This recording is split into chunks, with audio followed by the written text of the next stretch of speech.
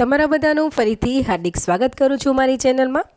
તો ઢોસા આપણે અલગ અલગ રીતે બનાવતા હોઈએ છીએ અને ઢોસા તો સૌના પ્રિય હોય છે। તો ચાલો જે લોકો વેઇટ લોસ કરે છે તેમની માટે ખાસ ઓટ્સના ઢોસા બનાવીશું। આ ઢોસા ટેસ્ટમાં ખૂબ જ સરસ લાગે છે અને ઝડપથી બની પણ જાય છે, મતલબ કે કોઈ પણ પૂર્વ તૈયારીની જરૂર નથી પડતી અને ફર્મેન્ટેશનની પણ જરૂર પડતી નથી। તમે આ ઢોસાને સવારે નાસ્તામાં અથવા તો સાંજે ડિનરમાં પણ લઈ શકો છો। તો ફ્રેન્ડ્સ, તમે પણ આ ઢોસા બનાવજો અને રેસીપી એન્ડ સુધી ખાસ જોજો। તો ચાલો હવે રેસીપી સ્ટાર્ટ કરીએ।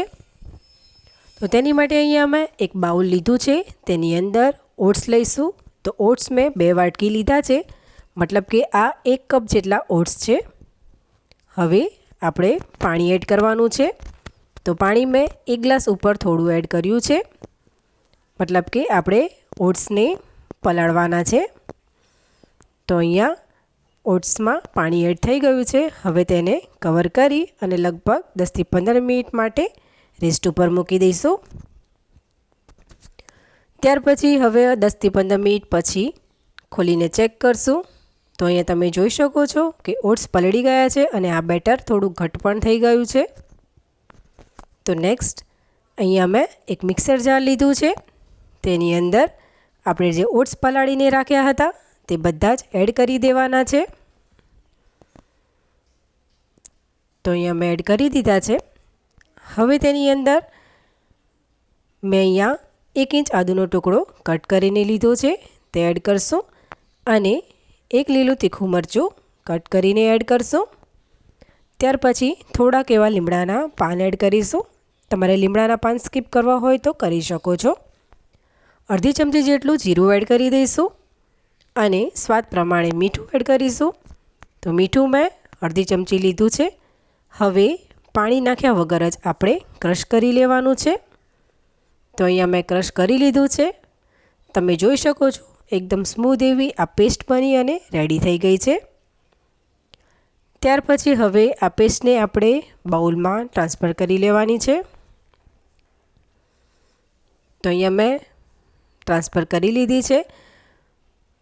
તમે જોઈ શકો છો કે આ બેટર હજી થોડું ઘટ છે, મતલબ કે કન્સિસ્ટન્સી એડજસ્ટ કરવા માટે અડધા કપ જેટલું પાણી એડ કરી દઈશું અને બરાબર મિક્સ કરી લેવાનું છે। તો અહીંયા તમે જોઈ શકો છો કે આ બેટર પરફેક્ટ બની ગયું છે। આપણે જેવું ઢોસા માટે રાખીએ તેવું જ આ બેટર રાખવાનું છે। તો નેક્સ્ટ હવે અહીંયા મેં ગેસ ઉપર ઢોસાની તવી મૂકી દીધી છે, તેને પહેલાં ગરમ કરી લઈશું। ત્યાર પછી તેનું ટેમ્પરેચર ડાઉન કરી અને એકદમ લો ફ્લેમ કરી આપણે 1 ચમચા જેટલું બેટર અંદર લઈ અને પછી ઢોસાને સ્પ્રેડ કરી દઈશું। તો અહીંયા ઢોસો સ્પ્રેડ થઈ ગયો છે। હવે ઢોસાને મીડિયમ ફ્લેમ ઉપર થવા દઈશું, જ્યાં સુધી ક્રિસ્પી ના થાય ત્યાં સુધી।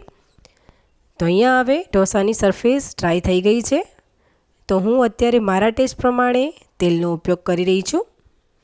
તમારે જો ઘીનો અથવા તો બટરનો ઉપયોગ કરવો હોય તો કરી શકો છો। મીડિયમ ફ્લેમ ઉપર આપણે ઢોસાને થવા દઈશું। તો અહીંયા લગભગ 5 થી 6 મિનિટ જેવું થઈ ગયું છે અને નીચેથી ઢોસો એકદમ ક્રિસ્પી બની અને રેડી થઈ ગયો છે।